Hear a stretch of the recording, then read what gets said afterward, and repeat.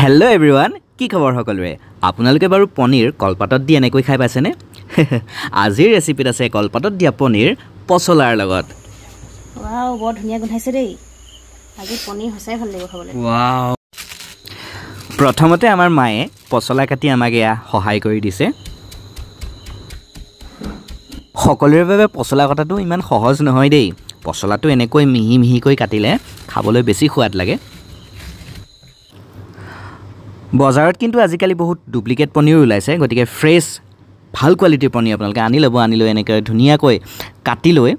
মছলা হালধি নিমখ এইবিলাক আগতীয়াকৈ মিক্স কৰি ল'ব আৰু পনীৰ মছলাটো দি দিব লগত ভাল হয় তেতিয়া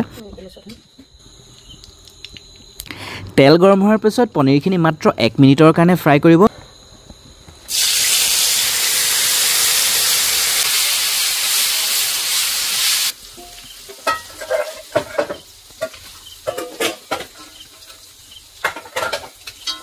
ফ্ৰাই কৰি টুকি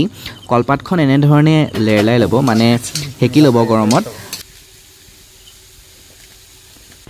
তাৰ পিছত দুখন কলপাত লৈ পনীৰখিনি এনেকৈ ধুনিয়াকৈ কভাৰ কৰি ভাপতেই সিজিবৰ কাৰণে কেৰাহীত এনেকৈ দি মেলি ঢাকনা লগাই দিব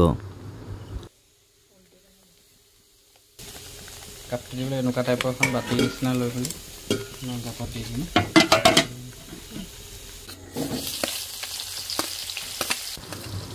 তাৰ পৰা মানুহগৰাকীয়ে পছলা ভাজিবৰ কাৰণে প্ৰথমতে গৰম তেলত এয়া পিয়াজখিনি দি ল'লে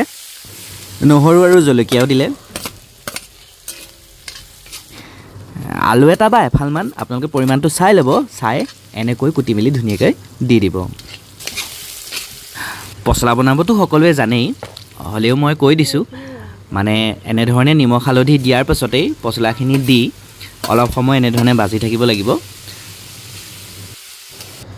অলপ সময় ভজাৰ পাছতে এনে ধৰণে 5 মিনিটৰ কাৰণে ঢাকি থৈ দিব আৰু ইফালে আমাৰ কলপাতত দিয়া পনীৰো চাকে হৈ গ'ল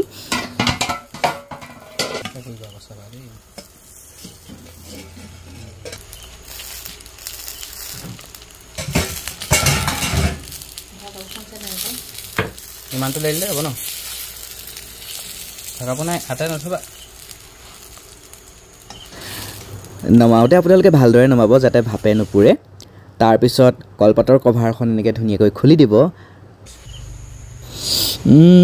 ওয়াও বহুত ধুনীয়া গোন্ধাই আৰু কলপাতত দিয়া খালেও ভাল স্বাস্থ্যৰ কাৰণে যথেষ্ট ঔষধি গুণ আছে ওয়াও বহুত ধুনিয়া গুন্ধাইছে দেই আজি পনীৰ হসাই ভাল লাগিব খাবলৈ ওয়াও বেলেগ মজা গোন্ধাইছে দেই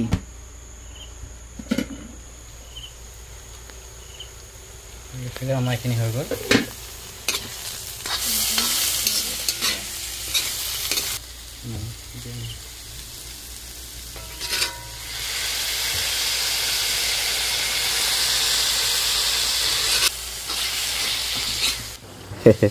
পছলা ভাজিকণ যাতে আকৌ লাগি নধৰে সেয়া আপোনালোকে মন কৰিব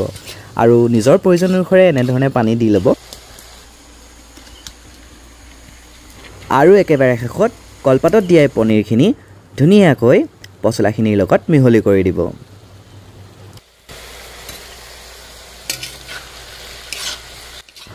বছ এনেকৈ দুবাৰমান লৰাই আপোনালোকৰ প্ৰয়োজন অনুসৰি অকণমান পানী ছটিয়াই ল'ব তাৰ পাছত 5 মিনিটমান ঢাকি দিয়াৰ পাছতই ৰেডি হৈ যাব আমাৰ কলপাতত দিয়া পনীৰ পছলাৰ লগত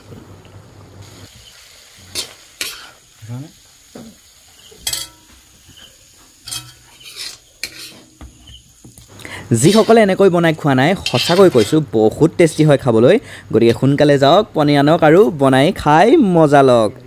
লগতে ভিডিঅ'টো ভাল লাগিলে লাইক শ্বেয়াৰ কমেণ্ট কৰিবলৈ নাপাহৰিব আজিলৈ আহিছোঁ বাই বাই ফ্ৰেণ্ডছ মজা